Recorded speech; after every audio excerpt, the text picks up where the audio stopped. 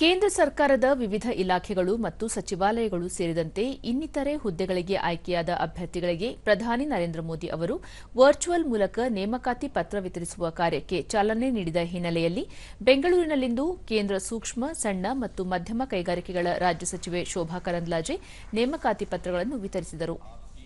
ಗಡಿ ಭದ್ರತಾ ಪಡೆ, ಕೇಂದ್ರೀಯ ವಿಶ್ವವಿದ್ಯಾಲಯ, ಅಂಚೆ ಇಲಾಖೆ, ವಿವಿಧ ಬ್ಯಾಂಕ್ಗಳು ಸೇರಿದಂತೆ ಇನ್ನಿತರೆ ಹುದ್ದೆಗಳಿಗೆ ಆಯ್ಕೆಯಾದ ಹಲವು ಅಭ್ಯರ್ಥಿಗಳಿಗೆ ನೇಮಕಾತಿ ಪತ್ರ ನೀಡಿ ಶುಭ ಹಾರೈಸಿದರು. ಈ ಸಂದರ್ಭದಲ್ಲಿ ಗಡಿ ಭದ್ರತಾ ಪಡೆಯ ಇನ್ಸ್ಪೆಕ್ಟರ್ ಜನರಲ್ ಮುಖೇಶ್ ತ್ಯಾಗಿ ಸೇರಿದಂತೆ ಆಯಾ ಇಲಾಖೆಗಳಿಗೆ ಸಂಬಂಧಿಸಿದ ಮುಖ್ಯಸ್ಥರುಗಳು ಉಪಸ್ಥಿತರಿದ್ದರು. डाक विभाग, स्वास्थ्य एवं परिवार कल्याण मंत्रालय, वित्त मंत्रालय और उच्चतम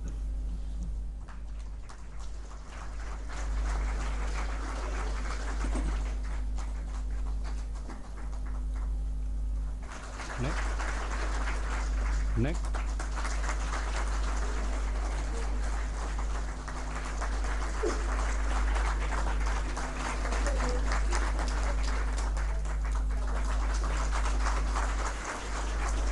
DSF के नोडल ऑफिसर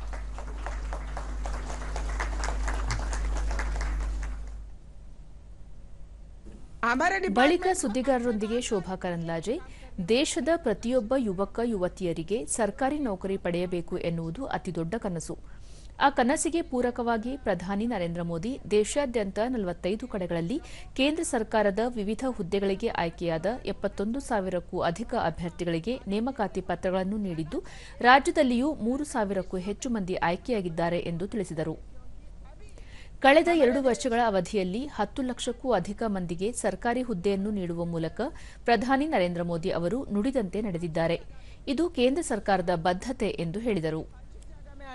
प्रधानमंत्री जी का लक्ष्य है आने वाले 3-4 साल में हम विश्व का नंबर 3 इकोनॉमिकली डेवलप्ड नेशन ऐसा होना चाहिए, ऐसा लक्ष्य लेकर हम जा रहे हैं. पहले हमारे हाथ में, अभी सबका हाथ में मोबाइल है. गांव में गए तो गांव का हर व्यक्ति का हाथ में भी मोबाइल है. किधर से आते थे? हम इंपोर्ट करते थे. एंड पहली बार हमारे देश मोबाइल को एक्सपोर्ट करने मोबाइल देश बन गए हैं. नंबर 2 में है, विश्व में हम नंबर 2 में है एक्सपोर्ट करने वाले देश में. ಉದ್ಯೋಗ ನೇಮಕಾತಿ ಪತ್ರ ಪಡೆದ ಡಾ ದೇವರಾಜಪ್ಪ ಈ ಮುಂಚೆ ತುಮಕೂರು ವಿಶ್ವವಿದ್ಯಾಲಯದಲ್ಲಿ ಸಹಾಯಕ ಪ್ರಾಧ್ಯಾಪಕನಾಗಿದ್ದೆ. ಇದೀಗ ಕೇಂದ್ರೀಯ ವಿಶ್ವವಿದ್ಯಾಲಯದಲ್ಲಿ ಪ್ರಾಧ್ಯಾಪಕ ಹುದ್ದೆ ದೊರೆತಿದೆ. ಪ್ರಾಧ್ಯಾಪಕನಾಗಬೇಕು ಎನ್ನುವ ತಮ್ಮ ಕನಸು ನನಸಾಗಿದೆ ಎಂದರು.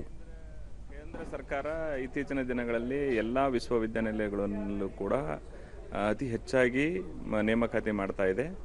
ಮತ್ತು ನೇಮಕಾತಿಯನ್ನು ಅಭ್ಯರ್ಥಿಗಳ ಅರ್ಹತೆ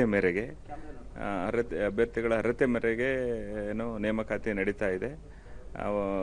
ನನಗೂ ಕೂಡ ನನ್ನ ಹಿಂದಿನ ಎಕ್ಸ್ಪೀರಿಯನ್ಸು ಮತ್ತು ಕ್ವಾಲಿಫಿಕೇಷನ್ ಬೇಸ್ಡ್ ಮೇಲೆ ನನಗೆ ಕೇಂದ್ರೀಯ ವಿಶ್ವವಿದ್ಯಾಲಯದಲ್ಲಿ ಪ್ರಾಧ್ಯಾಪಕನಾಗಿ ನೇಮಕಾತಿ ಮಾಡಿದ್ದಾರೆ.